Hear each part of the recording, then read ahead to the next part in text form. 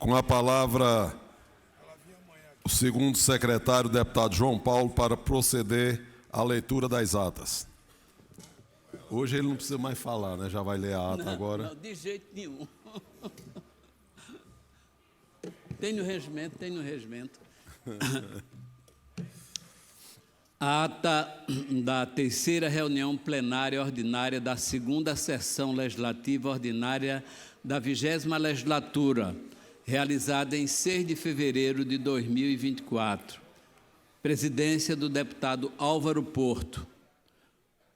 O presidente abre a reunião e designa os deputados Joel da Harpa e Gilmar Júnior para a primeira e segunda secretarias, respectivamente. A ata da reunião plenária do dia 5 de fevereiro do corrente ano é lida, submetida à discussão e à votação, aprovada e enviada à publicação. O expediente é lido e enviado à publicação. Discussam no pequeno expediente os deputados Joel da Harpa, João Paulo, Gilmar Júnior, Diogo Moraes, Coronel Alberto Feitosa e João Paulo Costa. Na ordem do dia, são aprovadas as discussões únicas, as indicações número 590 a 5.090 a 5.278 e os requerimentos números 1.549 a 1.564. O presidente encerra a presente reunião e convoca a seguinte, em caráter ordinário, para segunda-feira, dia 19 de fevereiro, às 14h30, a ser realizada no plenário governador Eduardo Campos.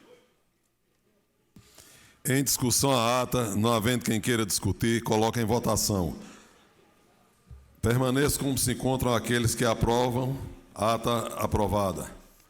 Passo a palavra para a primeira secretária, a deputada Socorro Pimentel, para a leitura do expediente. Leitura do expediente do dia 19 de fevereiro de 2024. Parecer número 2501 da Comissão de Redação Final, dando redação final ao projeto de lei número 1172 de 2023. Ofício número 160 de 2024 da deputada Débora Almeida, comunicando licença em caráter cultural no período de 7 a 14 de fevereiro do corrente ano.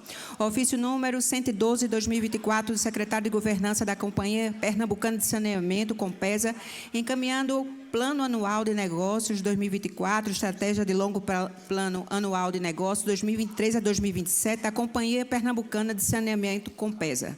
Ofício número 2 de 2024, TCE-PE, do presidente do Tribunal de Contas do Estado de Pernambuco, encaminhando o relatório de levantamento do Índice de Governança e Gestão em Segurança Pública de 2023. Ofício número 39, de 2024, da Defensoria Pública do Estado de Pernambuco, encaminhando distribuição do crédito adicional de acordo com o parágrafo 11º do artigo 32 da LDO 2024. Ofício número 10 de 2024, do secretário de Planejamento, Gestão e Desenvolvimento Regional do Estado de Pernambuco, encaminhando nota técnica.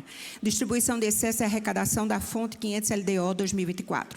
Ofício número 171 de 2024, do secretário executivo de Gestão Integrada da Secretaria de Defesa Social, encaminhando o relatório anual de receitas e despesas do exercício 2023 do Fundo Estadual de Segurança Pública e Defesa Social. O ofício número 120 de 2024 da Secretaria de Cultura do Estado de Pernambuco, informando o acatamento do requerimento do registro de festa da Pedra do Reino em São José do Delmonte como patrimônio cultural e material do Estado de Pernambuco, de autoria da deputada Socorro Pimentel. Requerimento do deputado Gilmar Júnior, solicitando dispensa da presença nas reuniões plenárias do dia 19, 20, 21 e 22 de fevereiro de 2024 para viagem a Brasília. Requerimento do deputado Jarbas Filho, solicitando dispensa da presença nas reuniões plenárias do dia 19, 20 e 21 de fevereiro de 2024 para viagem a São Paulo e Brasília. É isso, senhor presidente. Quero aqui fazer o registro dos aniversários dos deputados Rodrigo Farias, Dani Portela e Antônio Moraes, comemorado nos últimos dias 11, 16 e 18 desse mês, respectivamente. Agora, dos candidatos a prefeito, o único que já tem o slogan da campanha é Zazar, lá em Garanhuns. Não, de jeito nenhum. Pequeno expediente, com a palavra o deputado João Paulo, do PT.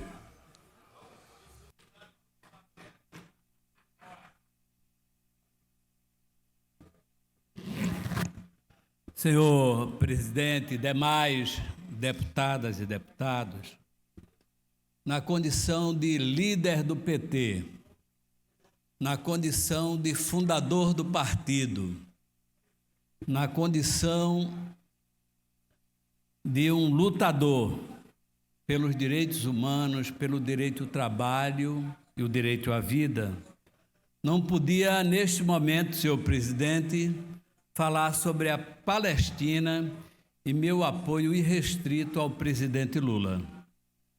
Senhoras e senhores deputados, antes de iniciar meu pronunciamento, quero registrar nessa casa minha solidariedade ao presidente Lula, que numa posição estadista e em defesa dos povos oprimidos do mundo, pronunciou-se contra o genocídio em curso na Palestina, que já deixou um saldo de 28 mil mortes, a maioria crianças e mulheres.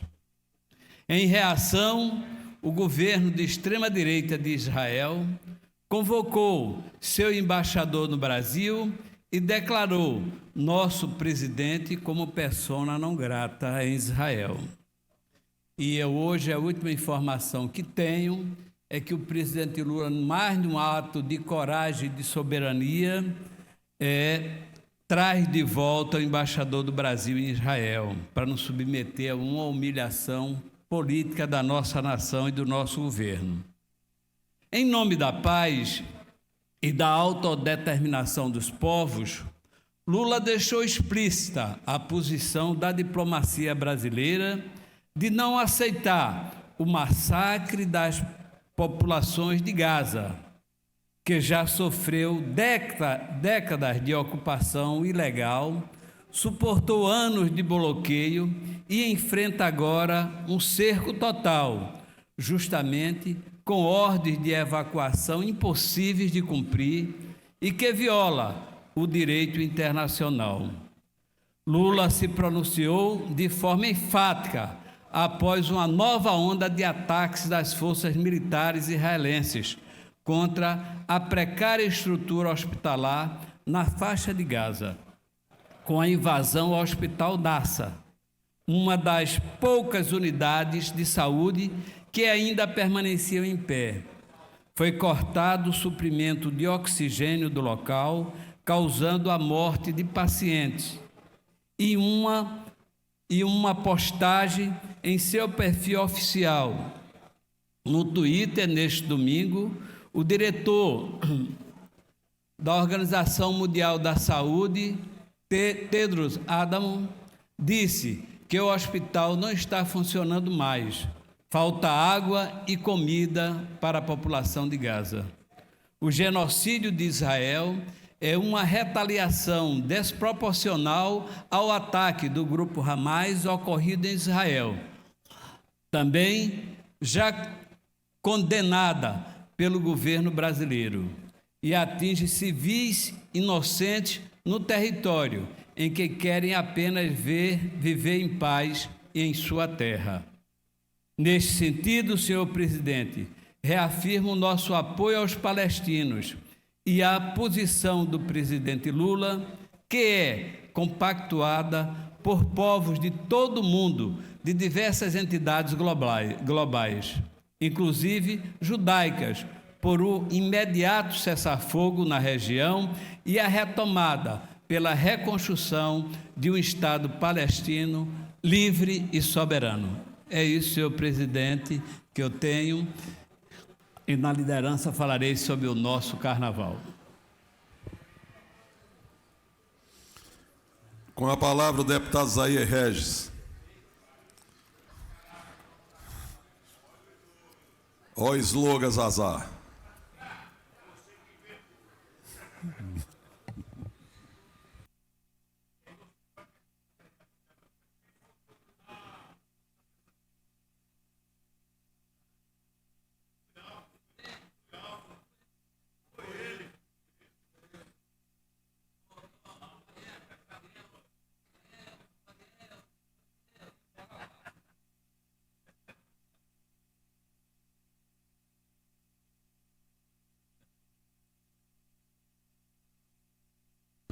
Senhor presidente, senhores deputados, senhoras deputadas, eu não poderia deixar de elogiar e, sinceramente, ficar muito feliz a nomeação de uma pessoa que eu tenho amizade pessoal de muitos anos, não é de hoje, não é da política, mas uma pessoa que eu confio muito, acredito muito, uma pessoa que deu exemplos na cidade de Ipojuca, o meu amigo Cícero Moraes, que vai assumir a Secretaria de Agricultura de Pernambuco. Ele estava na Argentina, em Buenos Aires, quando soube, me ligou. Eu fiquei muito alegre com a nomeação dele. Eu tenho certeza que a governadora acertou em cheio nessa pessoa que vai assumir a Secretaria de Agricultura. Um homem de bem, íntegro, funcionário efetivo da Caixa Econômica Federal, foi vereador em Abreu e Lima, é amigo pessoal do ex-senador Armando Monteiro, e eu digo a todos vocês, pode confiar que será um grande secretário para ajudar a governadora Raquel Lira na gestão da agricultura. E eu vou participar, já disse a ele que o que ele precisasse na minha região, a gente estaria à disposição. E quero, nesse momento, me colocar também à disposição, para quem não conhece Cícero, eu quero também, se precisar de Cícero, pode me procurar também, que eu, com certeza, ele vai receber todos aqui muito bem. É uma pessoa espetacular, ele não eu não sei de qual é o partido que ele está, eu sei que foi o Podemos que indicou o nosso querido Cícero Moraes. Quero ter a honra de dizer que tenho como funcionária no meu gabinete a esposa de Cícero, Carol, gente muito boa, pessoa espetacular, e que eu fiquei muito alegre. Fiquei alegre com a governadora, fiquei alegre com Cícero, e Cícero vai dar respaldo e vai dar resultado ao nosso governo.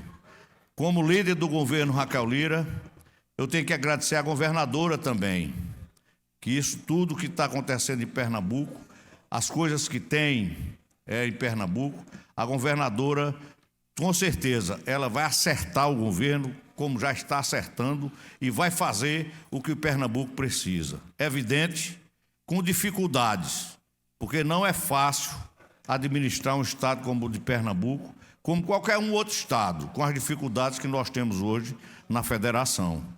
Mas a governadora Raquel Lira, não tenho dúvida que ela vai acertar o governo, porque ela é determinada, ela é consciente das suas obrigações e é uma das coisas mais completas que tem num político. É sincera e honesta.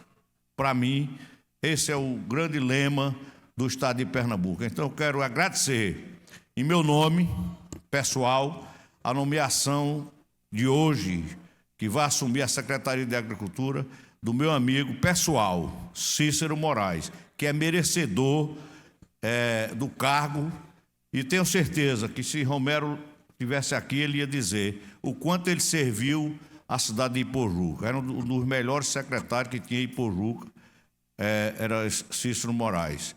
E é uma pessoa espetacular, simples demais, e tem muita atenção às pessoas. Então é uma pessoa dessa que nós precisamos no nosso governo. Um abraço.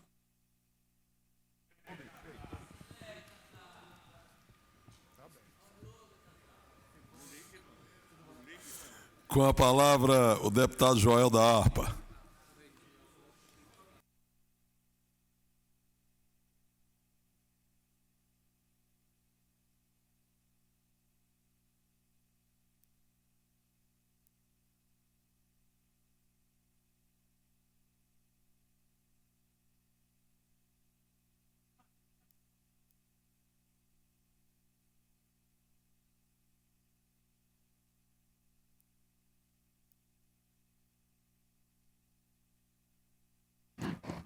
Senhor presidente, senhoras e senhores deputados, presidente, eu venho à tribuna na tarde de hoje para colocar o meu posicionamento sobre a fala do ex-detento e atual presidente da República, Luiz Inácio Lula da Silva, em relação ao povo de Israel. Um verdadeiro absurdo o ex-detento Lula ter esse posicionamento diante de todas as nações, como representante da nação brasileira, o maior representante da nação brasileira, uma verdadeira vergonha para o povo brasileiro a atitude do ex-detento Lula, atual presidente da República. Lula, em seu discurso, ele agrediu, atacou um dos momentos mais difíceis da raça humana, que foi o Holocausto. Para o judeu, nós entendemos que foi verdadeiramente uma agressividade e um ataque. E eu não poderia deixar de vir à tribuna na tarde de hoje para colocar o meu voto de repúdio, para colocar minha fala contrária à atitude do presidente Lula. Como parlamentar, eu quero demonstrar a minha inteira preocupação, deputado Evangelista Dalton, pela atitude do presidente da República. Todos nós estamos acompanhando a situação que está havendo em Gaza, na faixa de Gaza. E ali, de fato, todos nós, independente de bandeira de direita ou de esquerda, independente da religião, todos nós estamos torcendo para que aquela guerra ela se cesse. Até porque ninguém está aqui comemorando ou aceitando que pessoas inocentes sejam mortas na faixa de Gaza. Mas comparar essa guerra, comparar a atitude de Israel em relação ao ataque terrorista que sofreu em Israel, ao Holocausto, é no mínimo uma grande irresponsabilidade. Mas Lula, como presidente da República, ele fala em nome de uma nação, ele fala em nome de todos os brasileiros. E é por isso que, como integrante da bancada evangélica nessa casa, como parlamentar, eu não poderia deixar de colocar o meu posicionamento, dizer que esse não é o sentimento da grande maioria da população brasileira. O que se espera é que o presidente Lula possa, no mínimo, pedir desculpas, colocar o seu posicionamento, porque agora nós estamos vendo o que vai acontecendo após a consequência da sua fala, o que vem depois de uma fala como essa, de uma agressão ao povo judeu. Nós apresentamos, alguns anos atrás, nessa casa, e virou lei, o Dia do Judeu Serafadita. Judeus que foram expulsos do estado de Pernambuco, em um momento difícil também, e esses judeus, ao serem expulsos de Pernambuco, eles nada mais, nada menos, criaram Nova York, a cidade de Nova York. E todos nós sabemos a importância de Nova York para o mundo todo.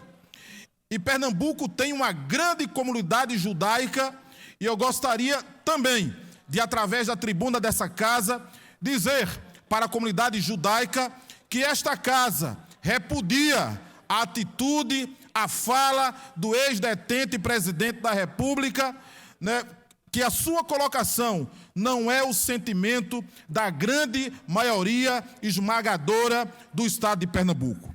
O que a gente espera é que, além do seu pedido de desculpas, o próprio Congresso Nacional tome uma atitude, porque o presidente, volta a dizer, não falou apenas como pessoa física, estava ali em viagem oficial, como representante da nação brasileira. Que o Congresso Nacional possa se posicionar, que o Senado Federal possa se posicionar e que o presidente da República possa ter as sanções devidas pela irresponsabilidade. Todos nós sabemos da ligação que Israel tem, cultural, religiosa, econômica, com o nosso país, e isso com certeza será uma trave. O presidente está criando uma trave entre Israel e o Brasil desnecessária por conta de posicionamentos ideológicos. E o que mais me preocupa é o Hamas agradecer a fala do atual presidente da República. Todos nós sabemos que o Hamas é um grupo terrorista que ataca as pessoas como atacou o povo de Israel, e isso também é perigoso para a nossa nação. Nós estamos entrando numa celeuma, nós estamos entrando numa situação que não pertence ao povo brasileiro. O povo brasileiro sempre foi conhecido pelo um povo ordeiro, pelo um povo que busca paz, pelo um povo diplomático que sempre, diante dos seus governos, entrou em situações de guerra com diplomacia. No entanto, o presidente da República e ex-detento, ele chega para criar toda uma situação desconfortável para o povo brasileiro, desconfortável para as autoridades brasileiras e desconfortável para o Brasil em relação a todo mundo. Então, presidente, eu encerro minha fala mais uma vez falando da nossa preocupação, dizendo que é preciso buscar, sobretudo, soluções diplomáticas e políticas que promovam a coexistência pacífica e o respeito mútuo entre os dois povos. O que nós queremos, na verdade, é acabar com o terrorismo, pelo menos esse é o meu sentimento, mas que haja unidade, que haja compreensão, que haja união entre os povos ali na Palestina, que os palestinos sejam respeitados, mas que, sobretudo, que também a Palestina reconheça o Estado judaico, o Estado de Israel, um Estado que foi criado recentemente, que após as guerras que exterminaram boa parte dos judeus, conseguiram, através de muito esforço, de muita diplomacia, voltar a ser o que é hoje uma grande potência mundial. E que, na verdade, esse discurso diplomático, ele possa superar esse discurso do presidente da República, que criou um momento, no mínimo, desconfortável para o povo brasileiro, sobretudo também para a nação de Israel. Então, que haja, na verdade, um acordo e um respeito mútuo entre os povos daquela região. E o que nós precisamos é trabalhar incansavelmente para alcançar uma solução dos dois estados, onde Israel e palestinos possam coexistir lado a lado em paz e com segurança, e não enaltecer um grupo de terroristas que ataca não apenas Israel, mas pelos seus fins, pelos seus propósitos, é capaz de fazer qualquer coisa, como a gente tem visto em outros momentos, em outras situações, o Hamas atacar não só Israel, mas outros lugares do mundo. Então, presidente, fica aqui o nosso voto de repúdio, fica aqui o nosso posicionamento e dizer para a comunidade judaica no estado de Pernambuco que esta casa, na sua grande maioria, não está de acordo com o posicionamento do presidente da República, e esse não é o sentimento da grande maioria desta casa. Agradeço, senhor presidente. Com a palavra, a deputada delegada Gleide Ângelo.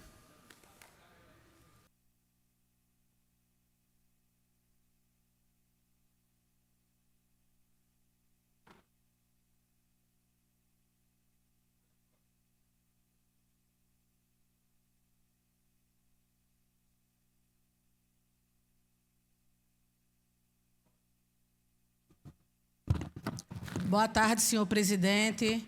Boa tarde, senhores deputados, senhoras deputadas. Boa tarde a todos da imprensa e as que nos estão aqui ouvindo e nos assistindo. Hoje nós recebemos aqui na Alep, lá na sala da presidência, inclusive eu quero parabenizar o presidente Álvaro Porto, diversas associações da Polícia Civil, presidente do Sindicato dos Policiais Civis, Áureo Cisneros, da Associação dos Delegados, Diogo Melo, da Associação dos Escrivães, Marcelo, tinha da Associação dos Peritos Papiloscopistas, Nilson, tinha também da Polícia Científica, e essa reunião foi para que nós aqui, parlamentares, que a gente pudesse intermediar algo que não deveríamos nem ter que fazer, que é uma reunião com o governo do Estado.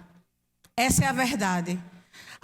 O Sindicato dos Policiais Civis não está conseguindo ser ouvido pelo governo do Estado com relação às reivindicações dos policiais civis.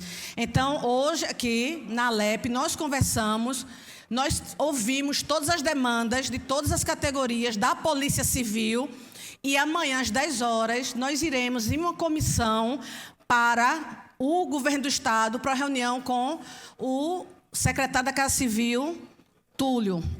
Então, vai o deputado Mário Ricardo, deputado Joel da Harpa, deputado Renato Antunes e deputado Heriberto Filho. E nessa reunião a gente vai levar as demandas que o sindicato entregou para a gente. E que demandas são essas que os policiais querem? Primeiro, o salário dos policiais civis de Pernambuco é o pior salário do Brasil. A gente hoje, na Polícia Civil, nós não temos efetivo para continuar investigando. A gente tem hoje 10.799 cargos criados e ocupados só temos 4.830. Nós temos desocupados 55% dos cargos. Nós temos hoje 75 delegacias sem delegados titulares. Nós temos hoje delegacia com 2 agentes de polícia e sem um escrivão.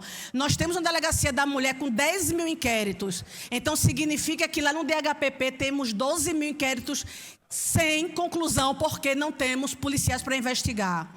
Então, aqueles crimes, como a gente viu no sábado em Itamaracá, onde aquele bebê foi executado por traficantes, o bebê de 9 meses foi executado, a avó do bebê foi assassinada, a mãe do bebê foi baleada, sabe o que significa aquilo?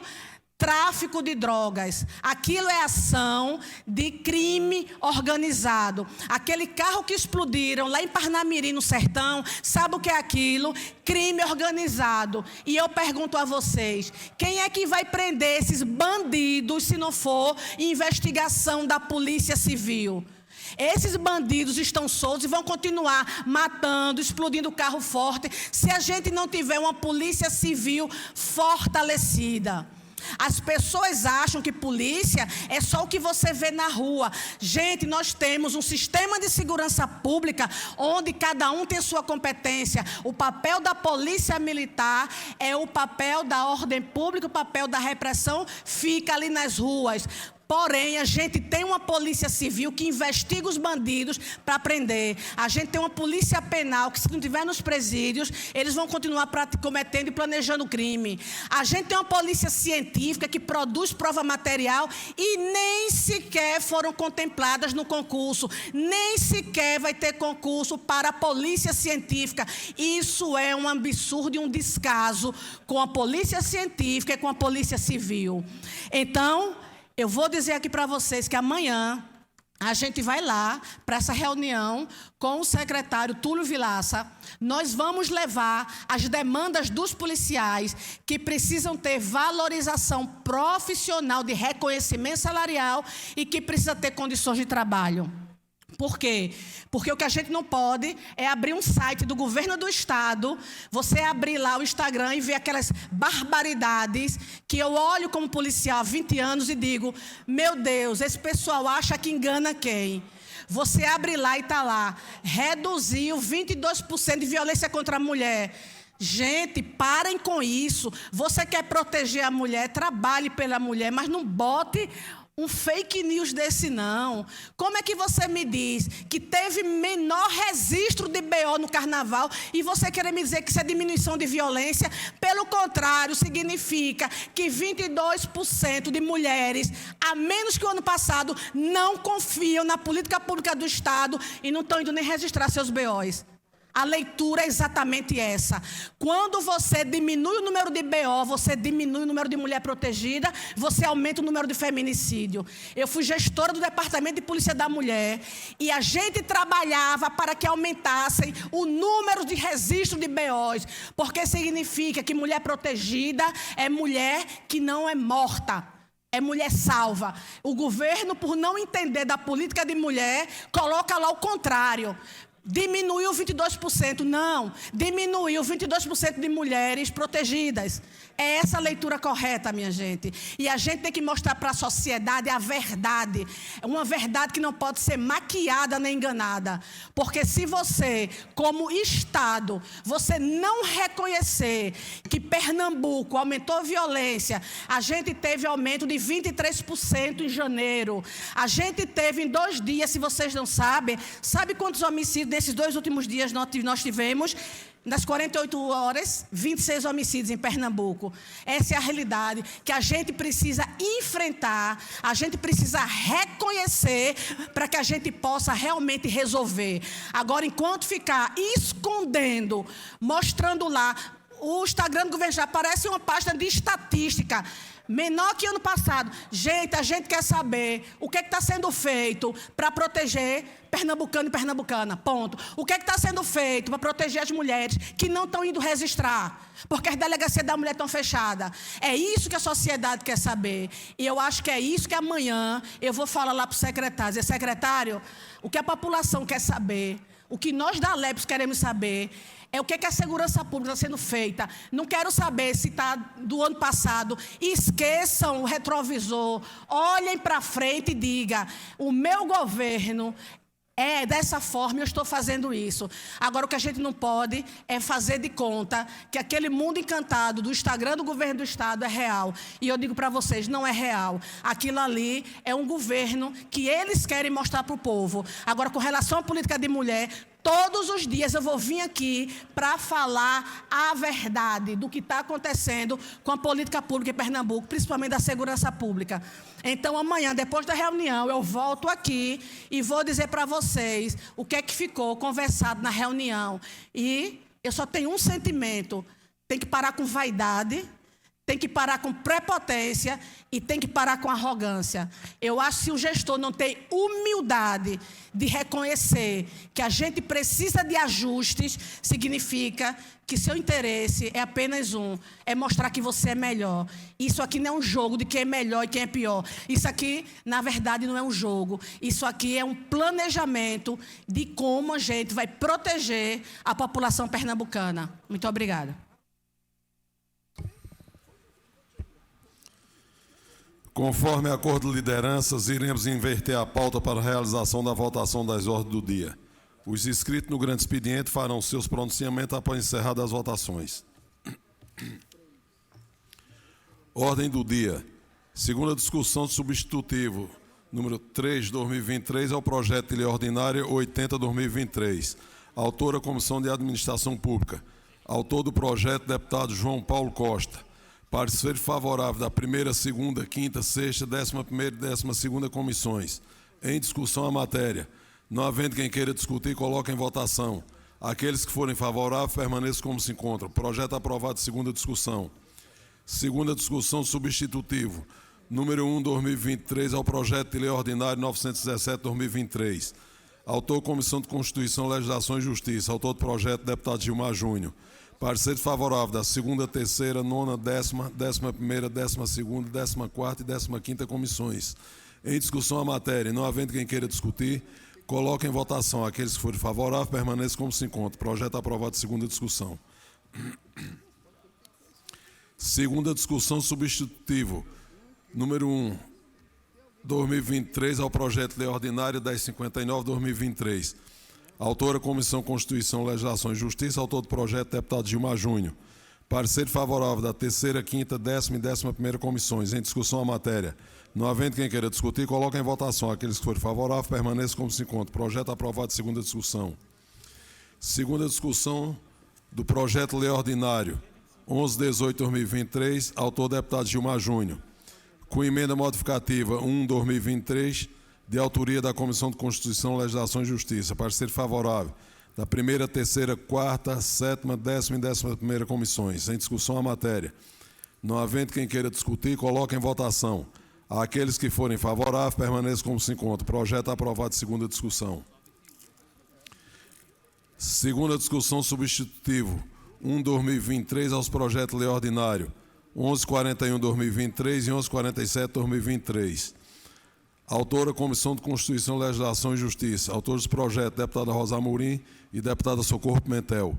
Pareceres favoráveis da terceira, quinta, sexta, nona, 11ª, 12ª, 14ª e 15ª comissões. Em discussão a matéria, não havendo quem queira discutir, coloque em votação. Aqueles que forem favoráveis, permaneçam como se encontram. Projeto aprovado em segunda discussão. Segunda discussão do projeto de lei ordinário 1165/2023, autora deputado Socorro Pimentel, com emenda modificativa 1/2023, de autoria da Comissão de Constituição, Legislação e Justiça. Pareceres favoráveis da primeira, terceira, quinta, 11ª, 12ª e 15ª comissões. Em discussão a matéria, não havendo quem queira discutir, coloque em votação. Aqueles que forem favoráveis, permaneçam como se encontram. Projeto aprovado em segunda discussão. Segunda discussão substitutivo 01/2023 ao projeto de lei ordinário 1241/2023, autora Comissão de Constituição, Legislação e Justiça. Autora do projeto, deputada delegada Gleide Ângelo. Parceiro favorável, terceira, nona, 11ª, 12ª, 14ª e 15ª comissões. Em discussão a matéria, não havendo quem queira discutir, coloque em votação. Aqueles que forem favoráveis, permaneçam como se encontram. Projeto aprovado em segunda discussão. Segunda discussão substitutivo 1/2023 ao projeto de lei ordinário 1301/2023. Autora Comissão de Constituição, Legislação e Justiça. Autor do projeto, Henrique Queiroz Filho. Parecer favorável, terceira, quinta, nona, 10ª, 11ª e 15ª comissões. Em discussão a matéria, não havendo quem queira discutir, coloque em votação. Aqueles que forem favoráveis, permaneçam como se encontram. Projeto aprovado em segunda discussão. Segunda discussão do projeto de lei ordinário 1427/2023, autor deputado Diogo Moraes. Parecer favorável da primeira, terceira e quinta comissões. Em discussão a matéria, não havendo quem queira discutir, coloque em votação. Aqueles que forem favoráveis, permaneçam como se encontram. Projeto aprovado em segunda discussão.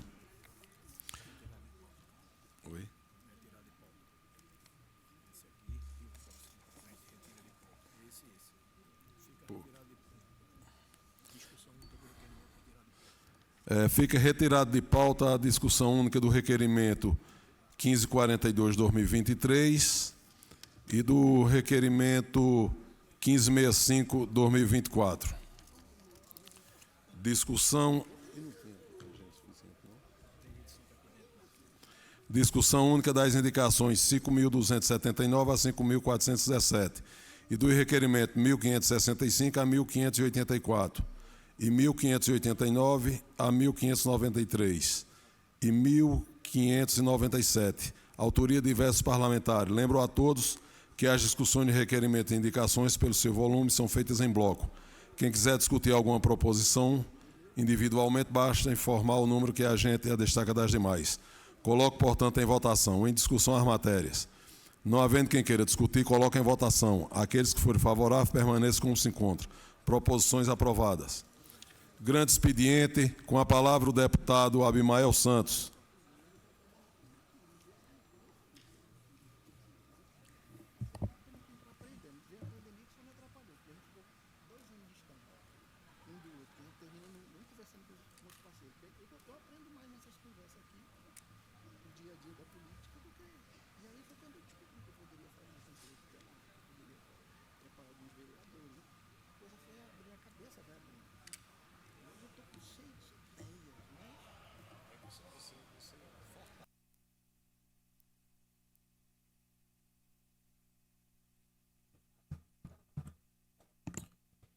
Boa tarde a todos.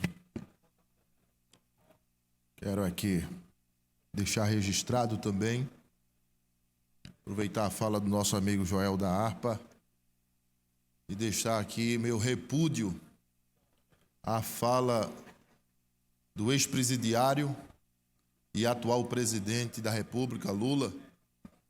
Não sei o que deu nele para fazer essa comparação.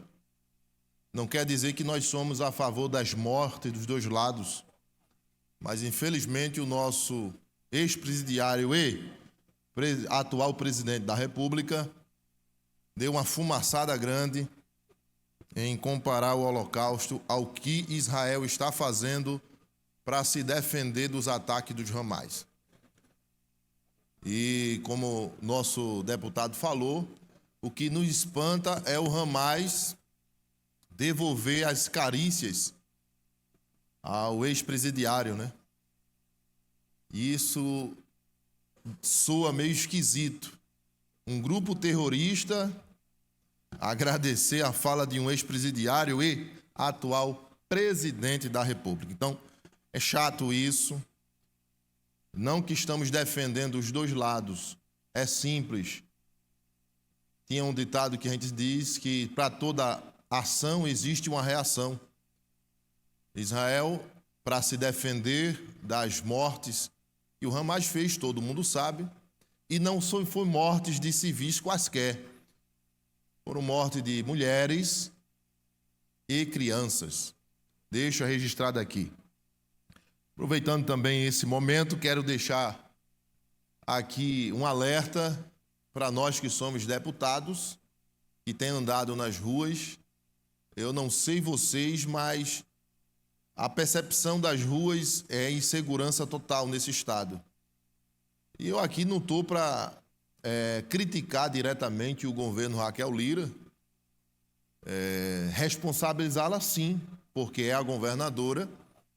Sei que o déficit da Polícia Militar é grande, mas está surreal a criminalidade no nosso estado, e peço para que a governadora tenha essa hombridade de sentar com a Polícia Civil para dialogar, e acredito que vai acontecer isso.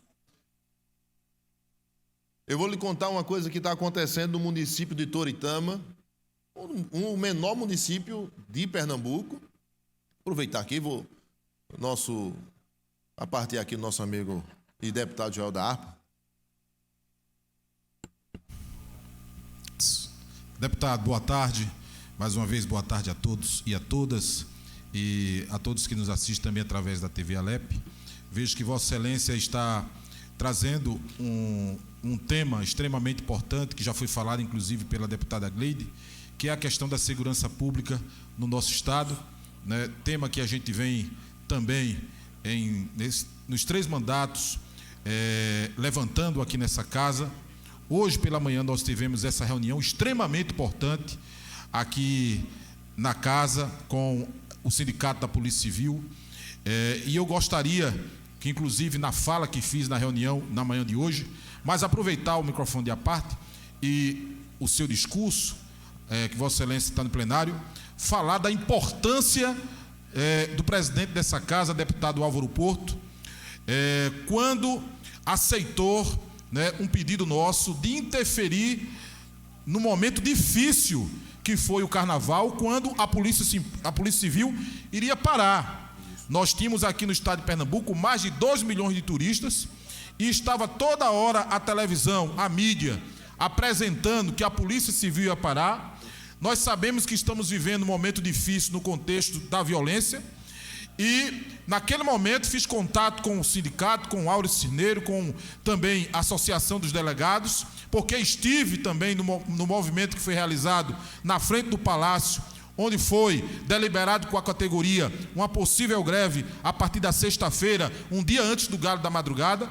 E já no sábado pela manhã, quando eu fiz contato com o presidente para que esta casa pudesse também interferir no momento tão difícil e tentar evitar a greve da Polícia Civil no Carnaval, e o deputado Álvaro Porto prontamente, né, fez uma ligação para o pessoal do Simpó, se colocou à disposição para que nós tivéssemos essa reunião hoje aqui pela manhã, e foi extremamente importante e significante esse ato do presidente desta casa, e eu gostaria de aqui publicamente mais uma vez agradecer, porque foi a interferência dessa casa que fez com que não tivesse uma greve num período tão importante para o estado de Pernambuco, para quem brinca carnaval, para as pessoas que estavam aqui de outros estados, no contexto da segurança, a intervenção dessa casa. E assim como foi dito, tivemos a reunião hoje pela manhã, reunião importante, já há uma sinalização, né, também de Túlio Vilaça, secretário da Casa Civil, de receber uma comissão de deputados amanhã, e o que a gente espera é que avance, né, como Vossa Excelência colocou da sua fala, a pauta da Polícia Civil, a pauta da Polícia Militar, ou seja, porque na verdade o que não dá é nós ficarmos com as polícias que são piores remuneradas no Brasil. Nós temos os piores salários do Brasil aqui no estado de Pernambuco. Nós temos um déficit gigante, tanto na Polícia Militar quanto na Polícia Civil. E volto a dizer, isso não foi criado pela governadora Raquel Lira, apesar que nós temos que cobrar dela mesmo, porque ela está sentada na cadeira, é a governadora. Mas isso foi criado pelos 16 anos do PSB. Né? Hoje nós vivemos um gargalo no estado de Pernambuco, né, gigante, no contexto da violência, o sucateamento da segurança pública, é a irresponsabilidade que teve o PSB nos seus 16 anos e colocou no colo da governadora Raquel Lira um problema gigante e que agora nós iremos cobrar para que ela resolva, porque agora ela é a governadora. Mas nós não podemos deixar, como falei na reunião de hoje, de fazer essa avaliação. A gente não está aqui cobrando da governadora, o Simpó, a Associação dos Delegados, a Associação dos Militares, nada mais, nada menos de que aquilo que foi feito pelo PSB, sucateando, acabando com a segurança pública do nosso estado. Que todos nós sabemos que o PSB, né, que tem essa linhagem de esquerda, na verdade, não gosta de polícia. Essa é a verdade. É tanto que o prefeito João Campos, ele não arma a Guarda Municipal aqui do Recife.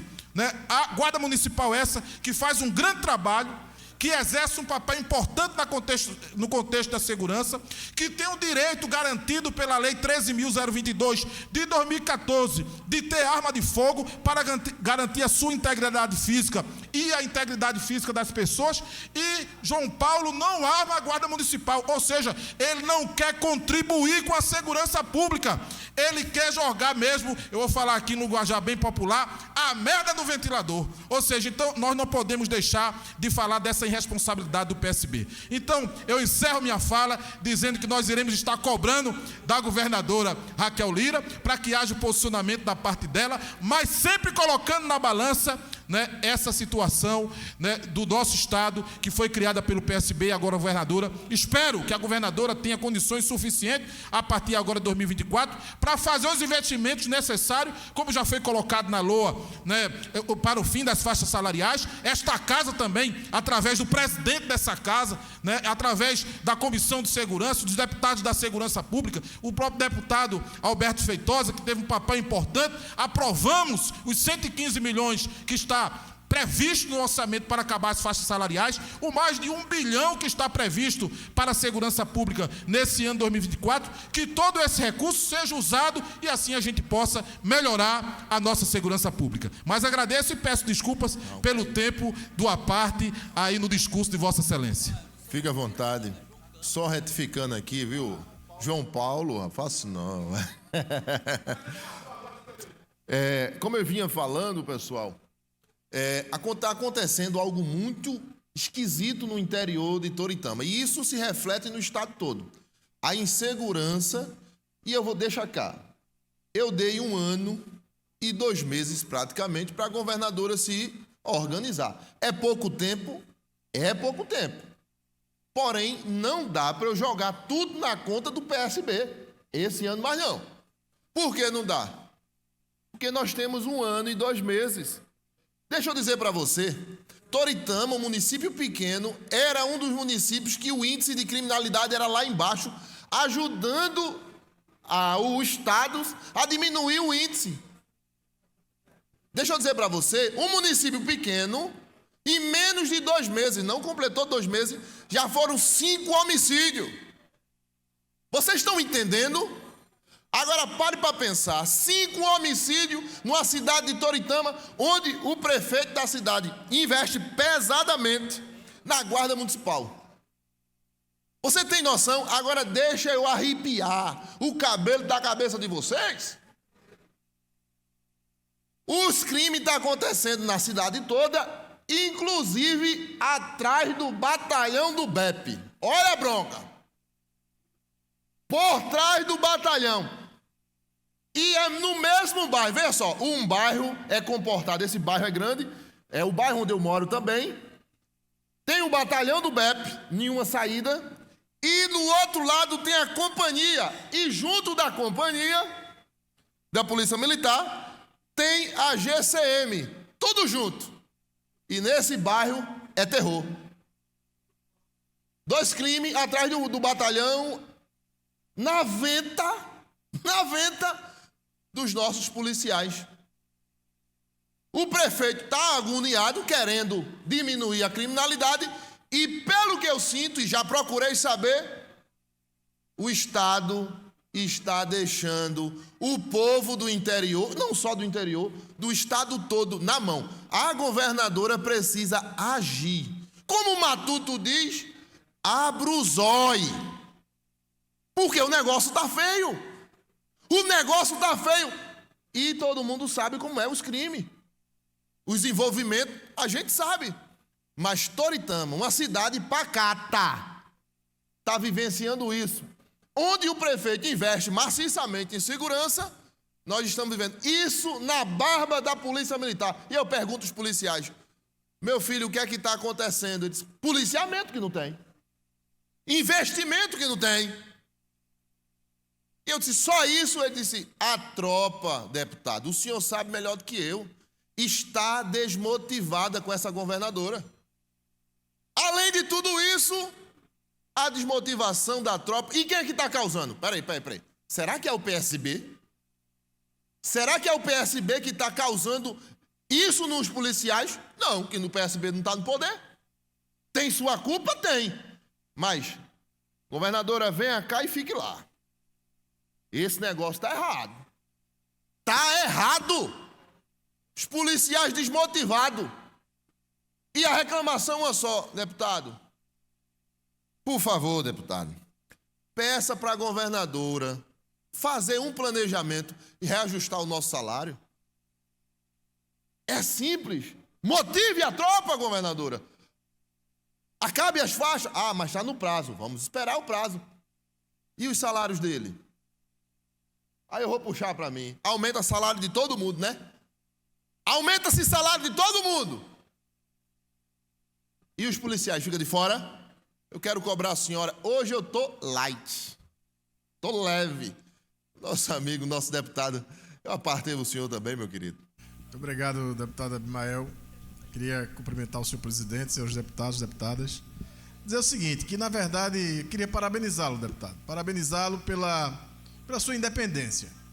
A independência, a forma como Vossa Excelência traz as coisas aqui para essa casa, com bastante altivez, com bastante independência e bastante coragem também.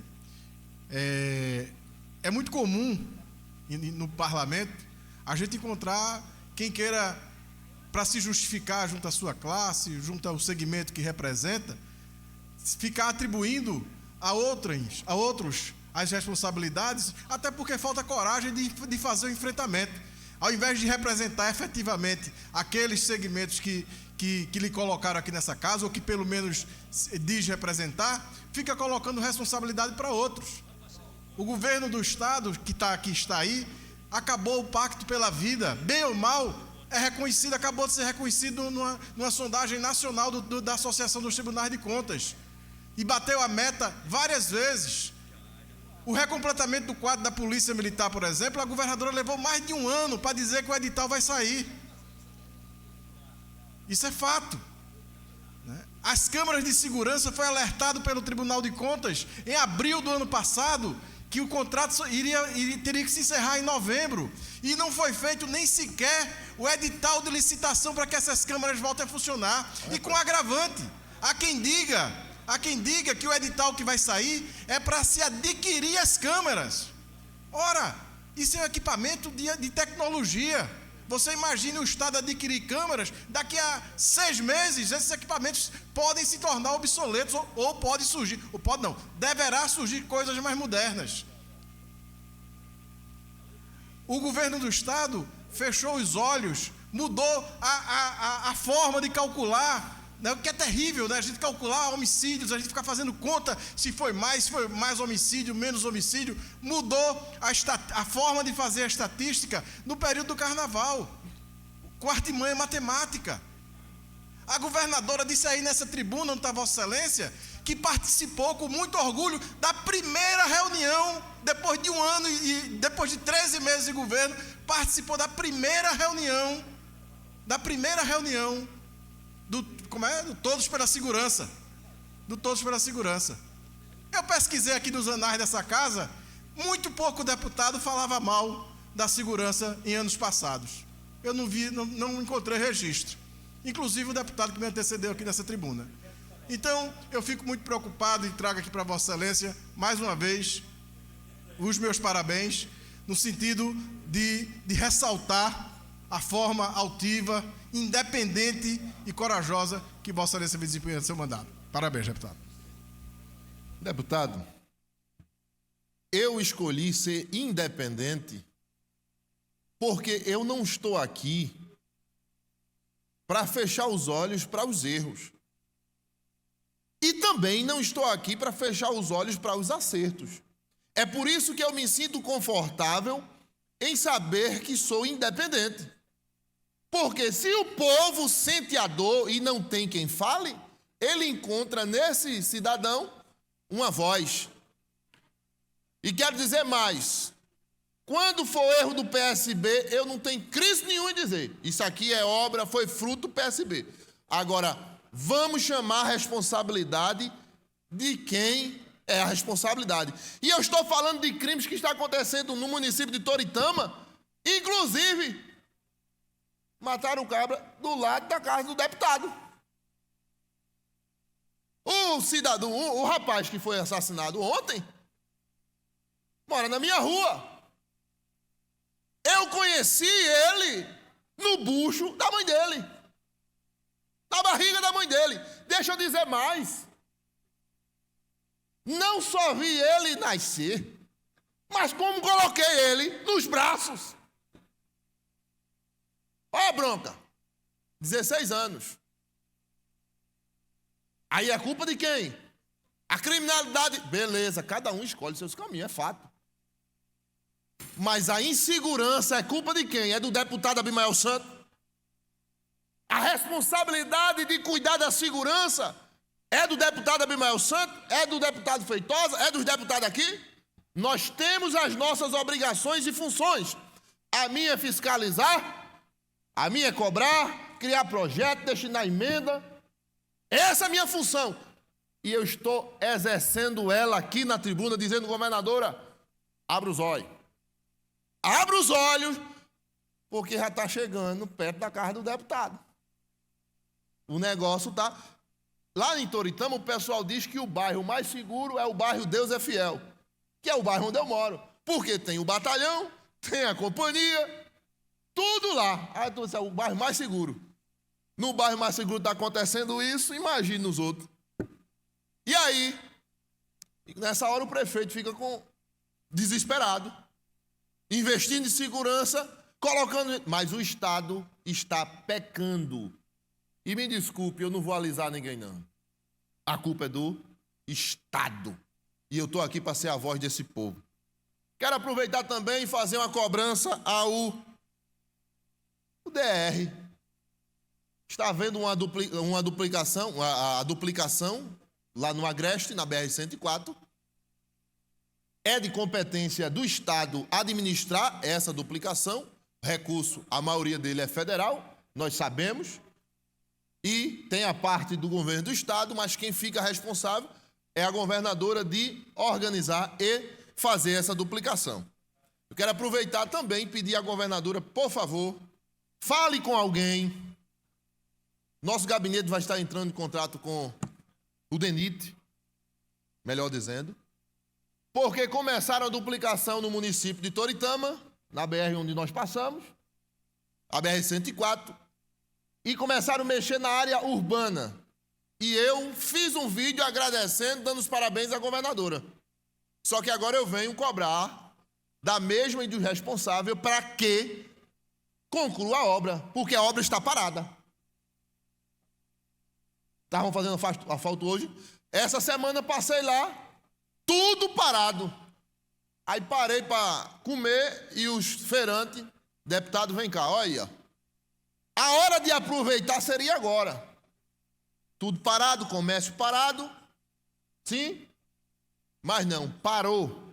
Mas aí o nosso deputado disse que passou, hoje de manhã já estão fazendo, então quero parabenizar, porque começou. E eu estou aqui para cobrar. Outra coisa, vou terminar. Estive, antes do carnaval, fazendo uma surpresa ao Estado, lá no Hospital da Restauração. Eu vi aqui os deputados comentando sobre o caso da restauração, que eu sou um São Tomé. O pessoal dizendo aqui que... Eu vi os deputados comentando que a reforma do hospital só tinha 4 pessoas, e eu fiquei pensando cá comigo, será que isso é verdade? A pessoa que estava comentando, 2 delas, dos nossos deputados, era da oposição. Aí eu disse, pode ser intriga da oposição, né? E eu decidi fazer uma visita ao Hospital da Restauração. De repente, amanheci, mandei um alô para a secretária de saúde, quero mandar um abraço para ela. Disse, secretário, estou indo fazer uma visita no Hospital da Restauração. E quando cheguei lá, amigos, constatei que na reforma milionária da governadora só tinha 4 pessoas trabalhando. E eu estou falando porque foi esses olhos que a terra há de comer um dia. 4 funcionários. E prometi que retornaria ressonância magnética. Você sabia que só tem uma ressonância para o estado todo? É bocado ou não? Uma ressonância para o estado todo. Aí eu pergunto uma coisa a você. Gasta-se dinheiro no carnaval, gasta-se dinheiro em tudo, porém na saúde, neca de pitibiriba. Quero dizer para o pessoal, governadora, vou passar lá de novo, viu? Eu disse que de 30 a 45 dias vou visitar. E eu quero aproveitar e convidar os nossos deputados para me acompanhar. Convidar vocês para dar uma visitinha lá. Porque o estado que se prega que está bom, eu não vi não. Só se for outro estado. Mas eu creio que vai melhorar. Se for outro estado, agora se for o de Pernambuco não está muito bom não. Deixa aqui registrado, nosso deputado, pastor. Deputado, obrigado pela parte. Eu quero ficar na primeira parte do discurso de Vossa Excelência, parabenizá-lo por trazer esse tema da fala do presidente Lula relacionado a Israel. Corroboro com a fala, princípio do Joel também. Deixo aqui o meu repúdio a esse tema tão sensível, porque nós temos hoje traumas de coisas que aconteceram no mundo, né? O período do Holocausto, a escravidão, são coisas que nos envergonham e nos deixa tristes e chocados. E isso deixou uma celeuma e um trauma muito mundial, muito forte. É muito sensível um tema desse, perigoso, onde o presidente simplesmente falou o que não deveria falar. E aqui deixo o meu repúdio à sua fala.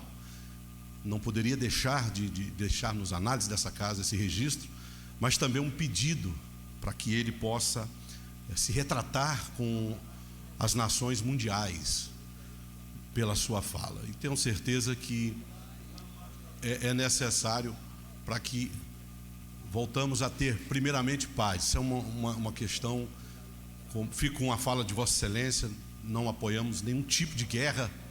Acho que todo mundo perde com isso, sofre, mas dizer que o Hamas é terrorista, grupo terrorista. A forma que tem feito, que fez e criou, né, a reação dentro daquela ação, porque Vossa Excelência fala muito bem quando toda ação tem uma reação. Então, fica aqui a minha colocação nessa tarde. Obrigado pela parte.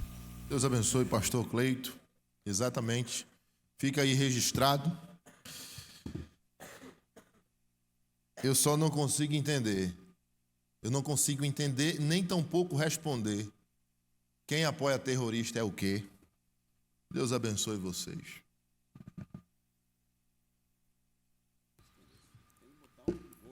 Comunicação de liderança, o deputado João Paulo. Ah, não. É Feitosa. Um minutinho. Com a palavra ainda no grande expediente, o deputado Alberto Feitosa.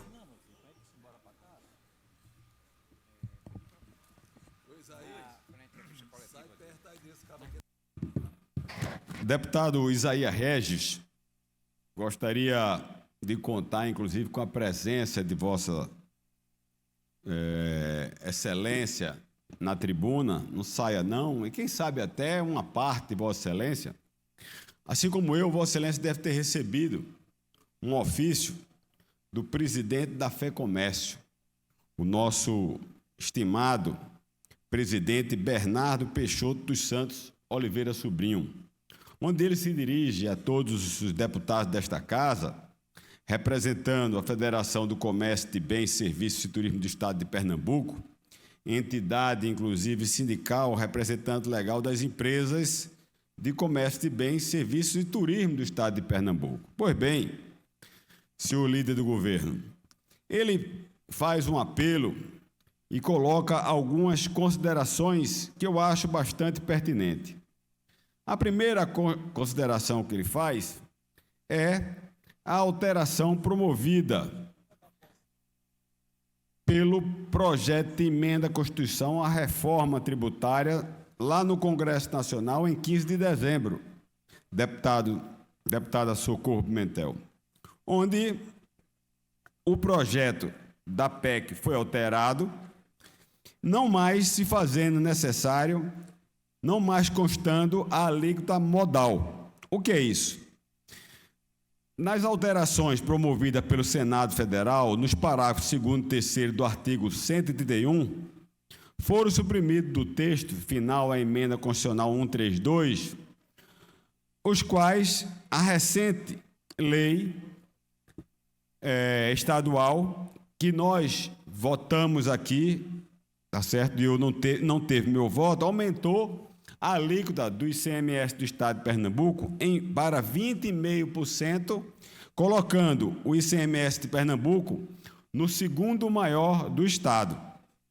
Com a queda dessa alíquota modal, onde tinha por objetivo dar segurança ao Estado de Pernambuco em cobrar uma tarifa maior, isso não mais é necessário. E o presidente pede aqui que nós adotemos providências para que haja a redução do ICMS do Estado de Pernambuco. Por quê? Palavra deles, abro aspas, o aumento do ICMS na alíquota de 20,5% fixado na Lei Estadual 18.305/2023, deputado Isaías Regis, Vossa Excelência, que tem apoio e é comerciante lá em Garanhuns, perdeu seu objetivo em razão da ausência do caráter preventivo de preservação da arrecadação tributária no Estado de Pernambuco,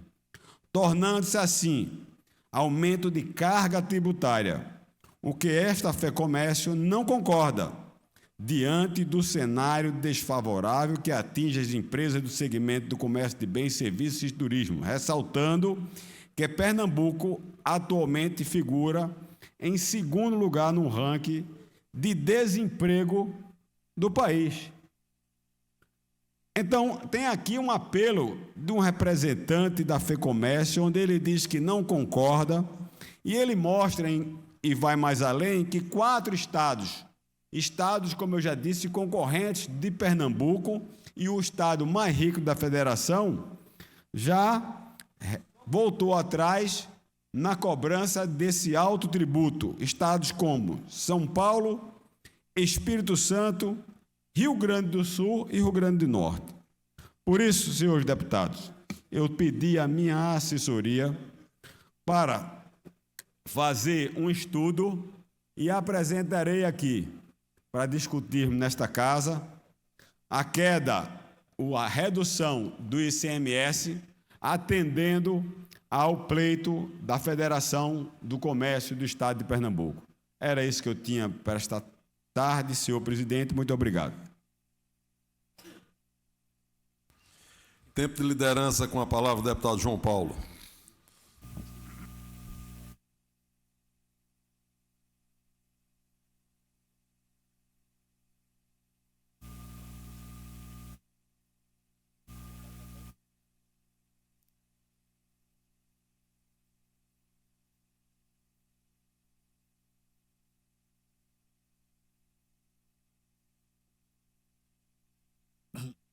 Eu venho à tribuna, presidente, estava com um pronunciamento até pronto aqui para fazer, mas vou deixá-lo para fazer amanhã, que é sobre o carnaval. Mas, frente às diversas intervenções feitas aqui, e a meu ver, de forma não tão qualificada, uma característica do que hoje ocorre muito na política brasileira e até no mundo, que é uma forma do ataque desqualificado, não é? E nós fomos vítimas disso durante muitos anos, principalmente no último governo da presidência da República passada.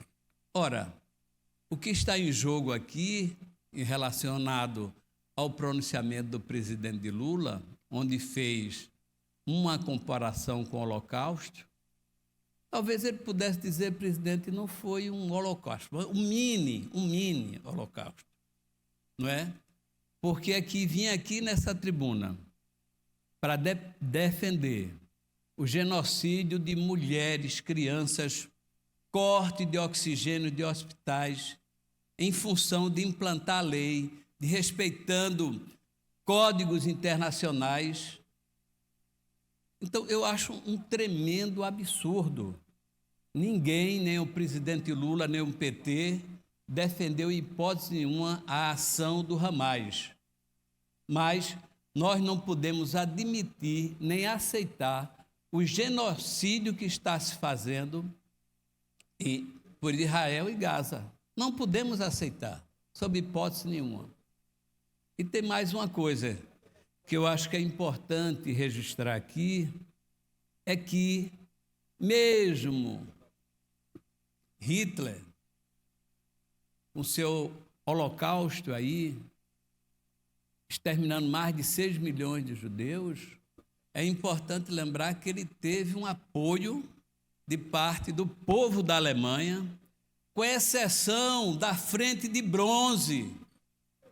A Frente de Bronze, que era um dos grupos de resistência operária que resistiu ao nazifascismo.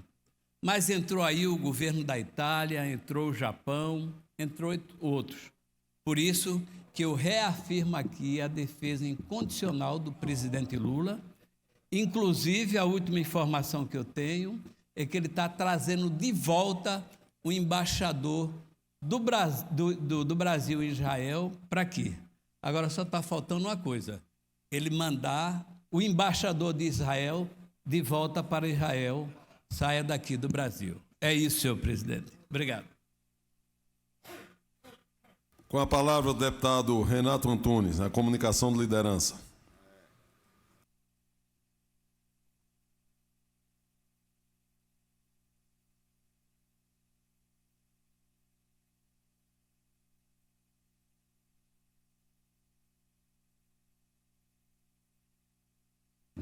Boa tarde a todos.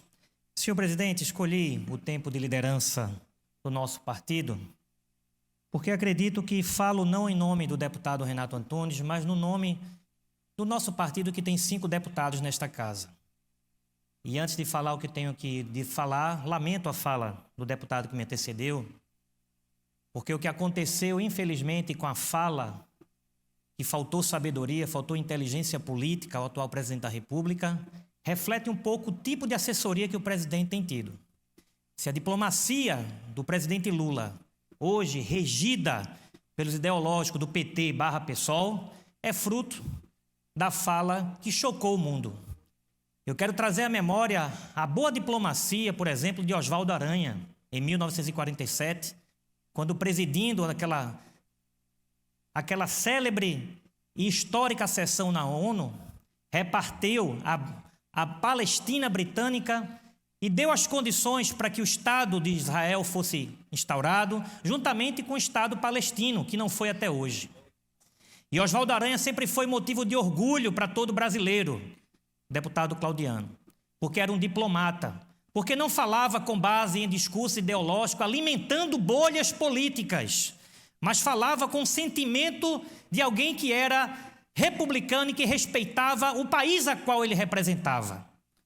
Um presidente, quando ele está lá fora, ele representa. O que é representar, no bom português? Tornar presente.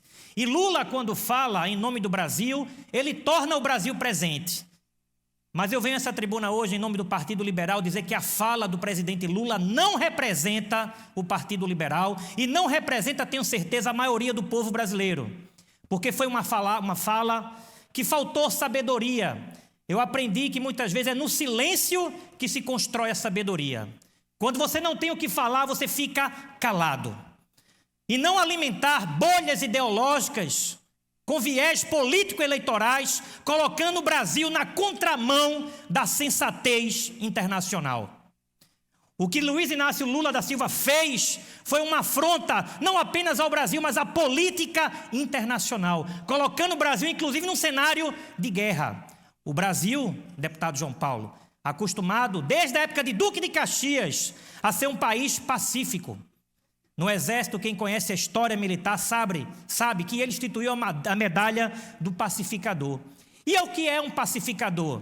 É aquele que já diz o nome, ser pacífico, buscando a paz, quer seja em tempos de guerra ou em tempos de paz. E o que Lula está fazendo com o Brasil é, em tempos de paz, em preocupar com o crescimento econômico, em colocar o Brasil na rota do desenvolvimento, do emprego, da renda, colocar a educação do Brasil como uma dos melhores do mundo. Não, está preocupado em fazer política externa para a sua bolha política, sobretudo os ideológicos do PT e do PSOL. Colocando o Brasil numa situação, patriota, desconfortável. Eu tenho certeza que todo mundo aqui, com sensatez e sem paixão ideológica, parar para pensar, Diogo Moraes, há de concordar que Lula perdeu uma boa oportunidade de ficar calado. E aqui eu não quero tecer comentários nem adjetivos para desmerecer o atual presidente da República do que ele é ou deixa de ser. Para mim ele é o presidente porque foi eleito de forma democrática, mas a sua fala não representa o sentimento do povo brasileiro. E aí vai na contramão do que fez Oswaldo Aranha, que até hoje orgulha todo brasileiro pela diplomacia que ele fez, de forma inteligente, colocando os interesses do Brasil acima de tudo, não os interesses ideológicos. Porque eu não posso subir nessa tribuna, meu presidente, de forma irresponsável, para defender os interesses do meu partido contra a vontade do povo. E o que Lula fez foi colocar e alimentar a bolha ideológica do partido dele, /PSOL, infelizmente, colocando o Brasil hoje num cenário de chacota. Porque por mais que esteja acontecendo lá em Israel, na faixa de Gaza, e como foi dito aqui por outros parlamentares do nosso partido, não somos a favor. Todo mundo que é pacífico ora e trabalha pela paz, mas não se pode tirar de Israel a sua legitimidade de defesa. Se está sendo proporcional ou não, eu não sou estrategista de guerra e não quero entrar nesse viés. Mas não compete ao presidente da República do Brasil comparar o que está acontecendo com a maior tragédia que a história do mundo experimentou, que foi o Holocausto.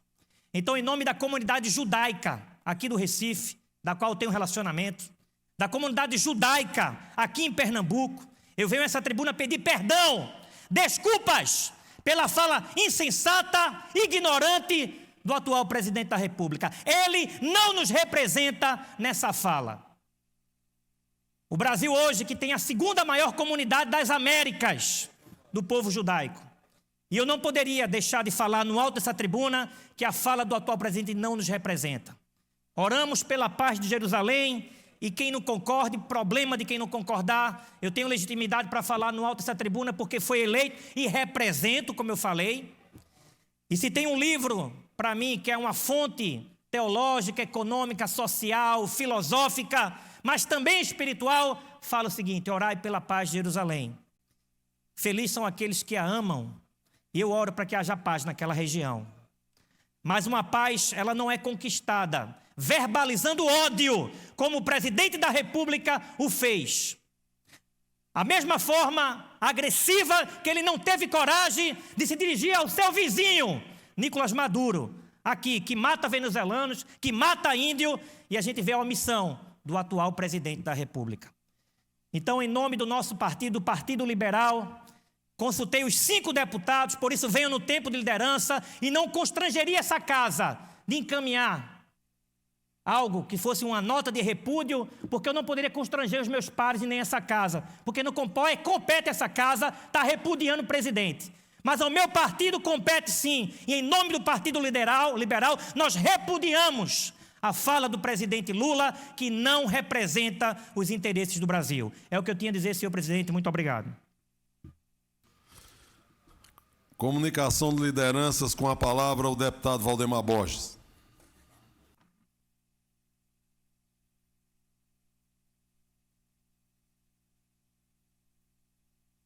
Senhor presidente, senhoras deputadas, senhores deputados, eu ocupo a tribuna nesta tarde, nesse tempo de liderança, para falar de duas questões, rapidamente.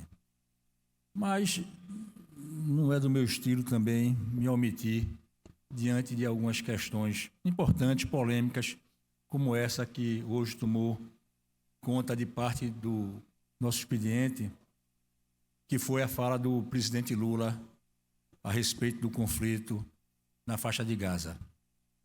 Para esclarecer algumas questões, primeiro, dizer que eu acho que é unânime, inclusive o presidente Lula teve a oportunidade de colocar isso em várias ocasiões, o entendimento de que aquela ação do Hamas foi uma ação terrorista, injustificável, que não pode ser de forma nenhuma, que não pode receber de forma nenhuma a condescendência de quem quer que seja. Inaceitável matar crianças, jovens, pessoas que não têm vinculação direta com os conflitos históricos que existem naquela região. E se a gente for mergulhar na história, a gente vai ver que tem acordos que foram firmados lá na década de 40 e que o Estado de Israel não cumpriu e que isso, de certa maneira, faz parte desse contexto bélico que, lamentavelmente, infelicita aquela região. Então, aquilo foi uma ação terrorista, né? A do Hamas. Inaceitável. O presidente reafirmou, inclusive, isso na fala que fez ultimamente, dessa sua viagem para o exterior. Agora, também a gente não pode usar esse tipo de argumento para justificar a forma como Israel, em nome de um direito de defesa, tem atacado, né, a faixa de Gaza, porque não é um ataque ao Hamas, ali está sendo um ataque generalizado, ali está sendo um ataque que, de fato, está sendo um extermínio de crianças, de mulheres, de pessoas que não têm nada a ver, nenhuma responsabilidade sobre o que aconteceu lá em Israel, a partir do ataque inaceitável que o Hamas produziu naquela região. Então, eu acho que essas coisas têm que ficar esclarecidas para que a gente possa, de fato, repudiar o que é repudiável, mas não usar esse tipo de argumento para tentar justificar ou não enxergar o outro lado também da história, que está pleno de aberrações, né? Pleno de aberrações que vão na mesma linha do inaceitável ato terrorista do Hamas. Então, eu queria me posicionar a respeito dessa questão, embora esse não tenha sido o motivo da minha vinda aqui. Eu venho aqui, na verdade, senhor presidente, senhores deputados, trazer 2 assuntos muito preocupantes. Um de respeito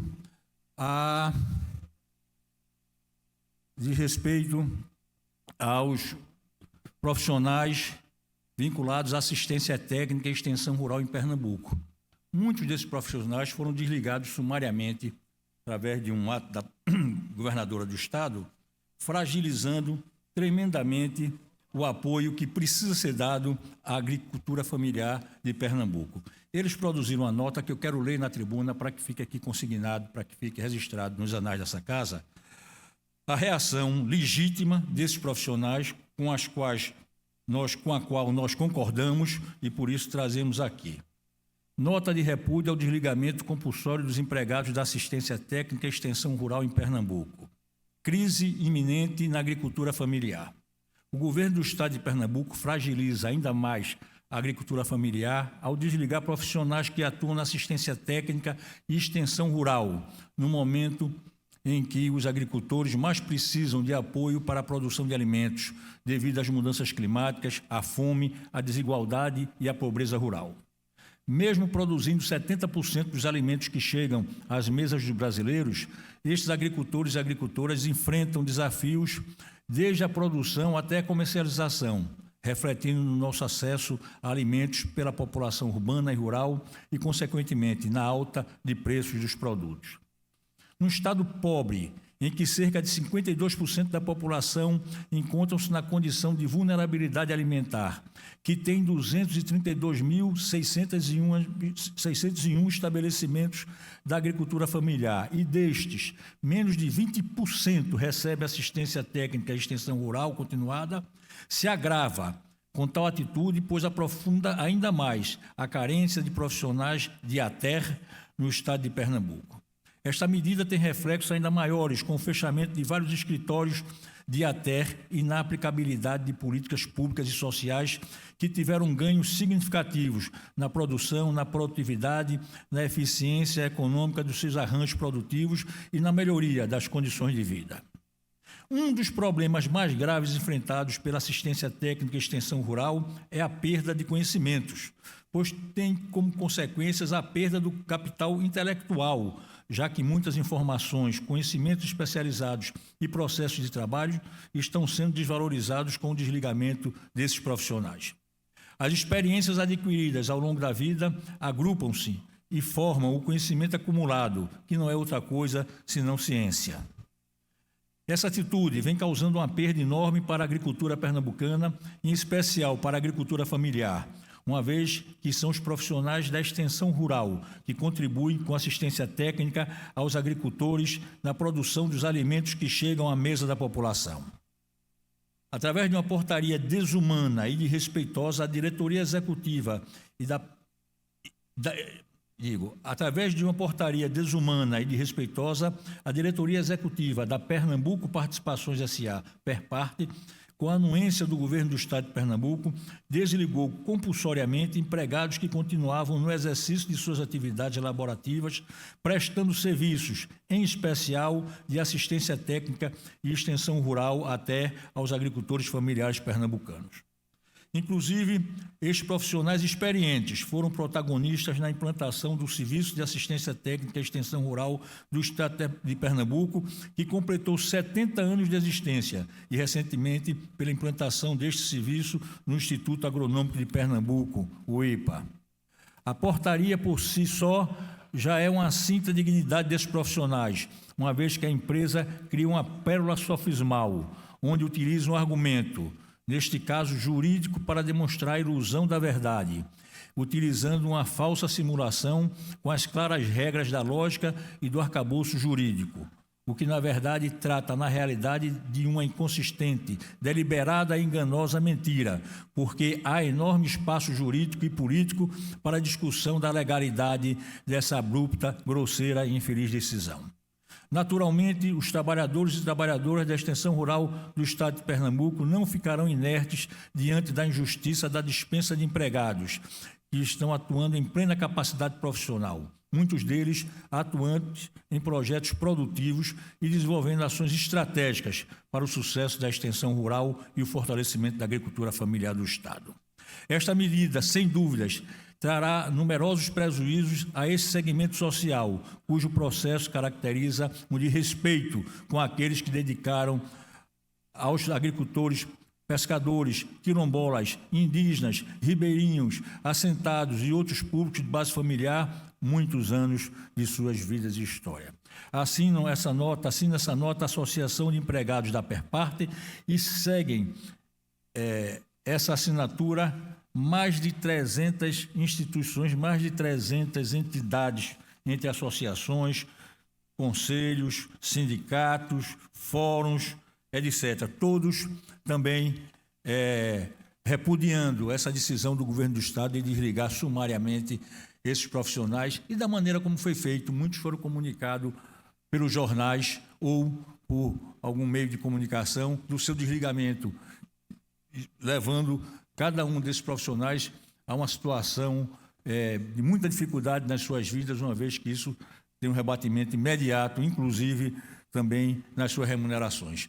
Quero, portanto, deixar aqui registrado o meu apoio à nota publicada por esses profissionais, dizer do meu repúdio a esse tipo de decisão e, mais ainda, da forma como é feito.